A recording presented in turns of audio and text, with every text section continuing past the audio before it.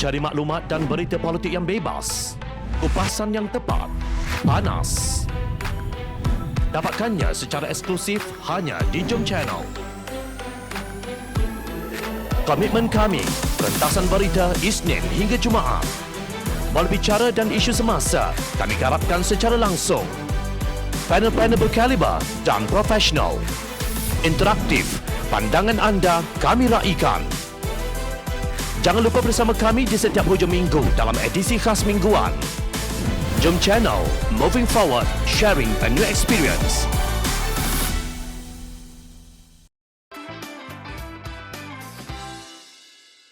Itik nafi patah kaki. Kelakar apabila netizen memaknai troll bertajuk Itik nafi patah kaki. Troll tersebut muncul sesudah pernyataan Presiden PAS Tan Sri Abdul Hadi Awang yang mengumpamakan UMNO seperti itik yang patah kaki. Beliau juga menganggap Barisan Nasional tidak relevan lagi. Oleh kerana itulah ditubuhkan Perikatan Nasional. Tapi malangnya, kita bukan nak ajar itik berenang. Kita nak selamat itik yang patah kaki. Ada yang patah kaki. Pelari yang 14.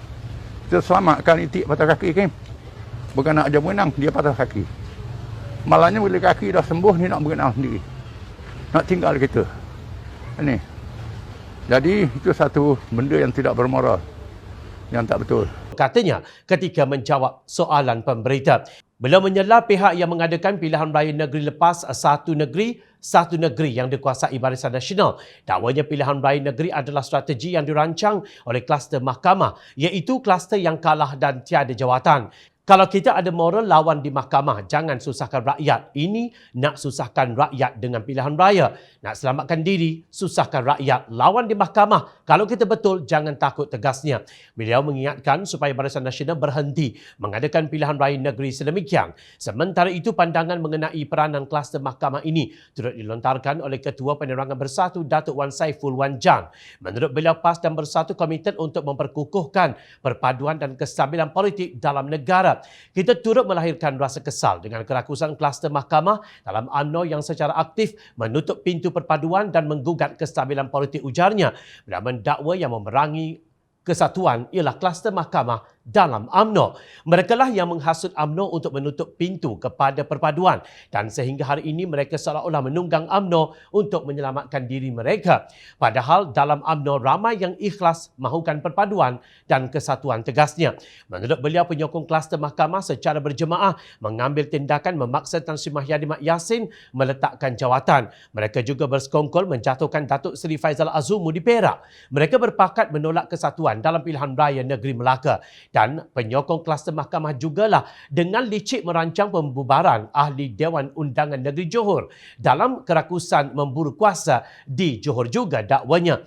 Beliau juga mempersoalkan kenapa UMNO membenarkan kluster mahkamah menguasai parti mereka sehingga berlaku pergolakan berterusan politik negara. Adakah kluster mahkamah mempunyai kuasa yang begitu besar dalam UMNO sehingga UMNO sudah lari dari matlamat dan tidak peduli lagi dengan kestabilan politik Melayu? Soalnya, bagaimanapun timbalan Presiden UMNO Datuk Seri Muhammad Hassan menafikan bahawa pilihan raya negeri dibuat atas kehendak individu tertentu.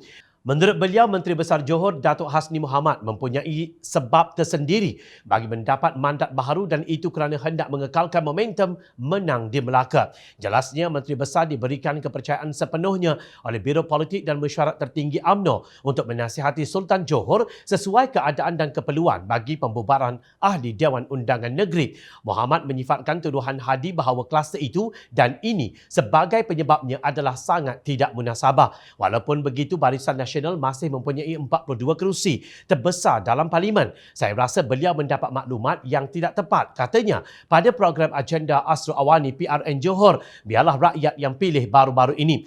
Mengulas kenyataan Hadi yang mengumpamakan UMNO sebagai itik yang patah kaki yang diselamatkan PAS, Mohamad berkata, kami tak diselamatkan sesiapa. Kami sama-sama tenggelam. Dulu kami menang 79 kerusi. Parti yang terbesar, walaupun gabungan Parti Sarawak GPS keluar, kami masih tinggal 55 kerusi walaupun berpecah-pecah, katanya. Menurutnya, UMNO masih lagi parti Melayu terbesar. Barisan Nasional pula memiliki 40 kerusi di parlimen. Secara sinis beliau berkata UMNO tidak kecewa menangis-nangis apabila PAS akan bersama bersatu dalam Perikatan Nasional sebagai satu pasukan untuk bertanding dalam pilihan raya yang akan datang. Jangan hina sangat kami, saya kena jawab, saya tak mahu jadi polemik. Tegasnya, walaupun tuduhan sudah dijawab, tetapi sukar bagi UMNO untuk mengikis persepsi rakyat bahawa parti itu cuba melindungi kluster mahkamah yang masih mengungguli kepimpinannya.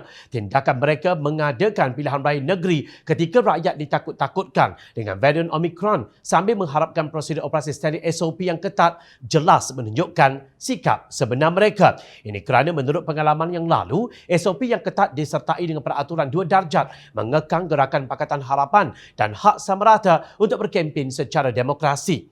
Pada masa yang sama, UMNO dan BN boleh menggunakan jawatan dan jentera kerajaan untuk melaksanakan program rasmi sambil berkempen. Justru mengadakan pilihan raya ketika rakyat masih dikepung dengan COVID-19, kononnya demi kestabilan politik masih boleh dipertikaikan. Kepada ahlinya, bolehlah UMNO nak kelentong.